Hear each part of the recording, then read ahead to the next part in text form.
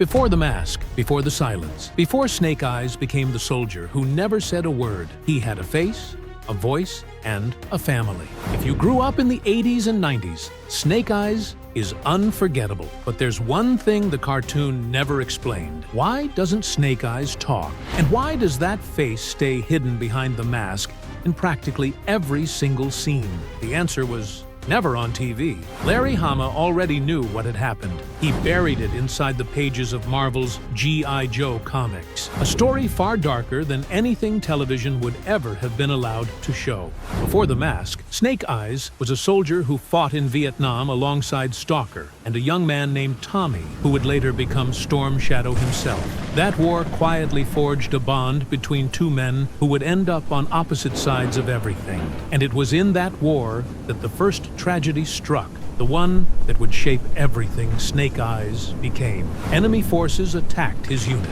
Snake Eyes went down, and when Stalker gave the order to fall back, it was Tommy who turned around and went back for him. Snake Eyes survived, but the war had already left its first scar. When he finally made it home, he learned his entire family had died in a car accident while he was overseas. With nowhere left to go, he took Tommy up on his offer and headed to Japan, where he trained with the Arashikage clan alongside the man who would one day be known as Storm Shadow. But that new family didn't survive either. After the Hard Master's death and the clan's collapse, Snake Eyes came back to the United States and vanished into the High Sierra, living alone in a cabin with nothing but a wolf named Timber for company. It was there, cut off from everyone and everything, that Stalker and Hawk finally tracked him down. Stalker knew exactly who this man had been before he disappeared, and he convinced Hawk to recruit him for the newly formed G.I. Joe team. Snake Eyes went back to war, but this time he carried scars nobody could see, and it was right after he joined the team that something happened that would change his life forever. Because at that moment, Snake Eyes still had a face, and nobody on that team knew he was about to walk straight into the mission that would take it from him. Years later, Larry Hama would finally return to that exact moment. It happened in G.I. Joe, number 144. The story opens on a flashback. In the present, Snake Eyes, Stalker, Scarlett, and Rock and Roll are being pulled out of a war zone by helicopter. As they climb aboard, Snake Eyes pauses just long enough to check the door, making sure the mechanism won't jam. It's a small habit, almost invisible, but to anyone on that helicopter who knows his history, it's not small at all. It sends everyone's mind rushing back to the mission that nearly killed him for good. Years earlier, in the deserts of the Middle East, a door had jammed exactly that way, on a helicopter carrying Snake Eyes into a mission most of the team never learned the full story behind. A maintenance failure caused the other Huey's turbine to blow apart mid-flight, and both helicopters spun out of control. One went down and caught fire, killing everyone on board. Inside Snake Eyes' helicopter, Scarlett's gear had become caught in the door, trapping her inside the aircraft. She realized the danger and told Snake Eyes to get out, but he didn't leave.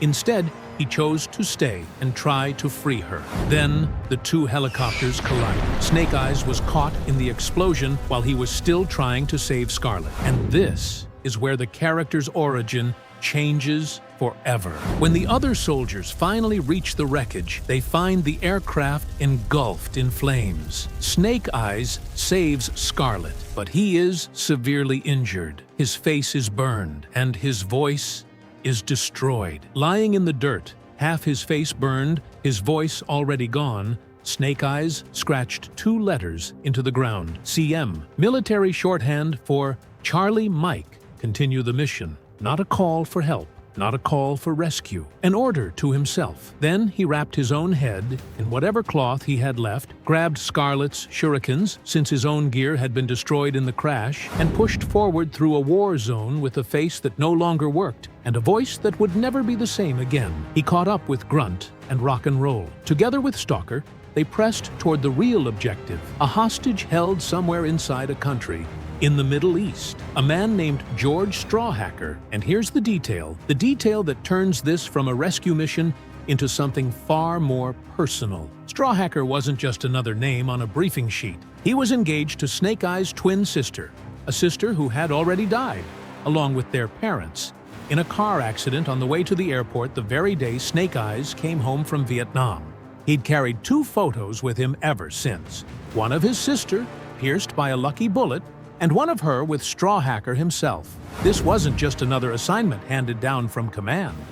It was the last promise left of an entire family he'd already lost, and Snake Eyes was willing to burn the rest of his own body to bring that promise home safe. But there was a problem.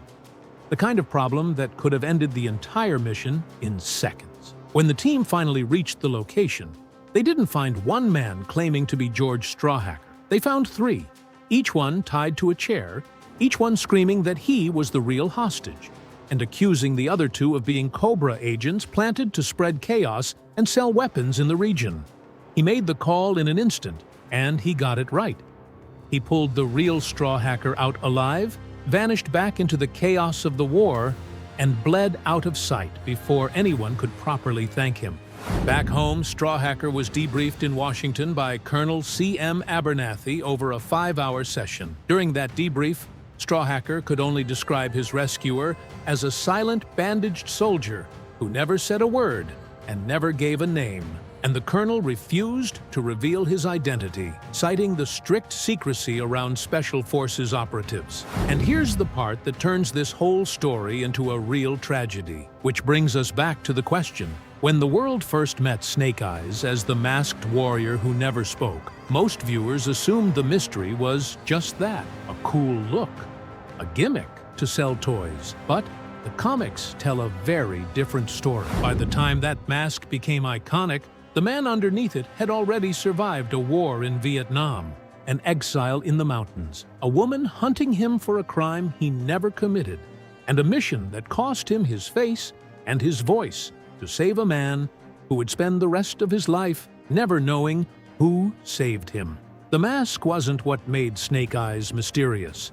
What he survived is what made him mysterious. The silence wasn't a character quirk dreamed up by writers for effect. It was the price of a decision he made in the dirt of a war zone, the moment he chose to keep going instead of giving up.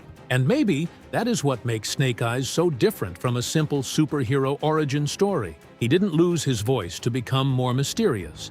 He lost it because, even after his body had been broken, there was still a mission to finish. And perhaps that is why, decades later, the Silent Soldier remains one of the most unforgettable characters in G.I. Joe. If this video made you see a character you thought you already knew in a completely new light, share it with someone who grew up watching G.I. Joe.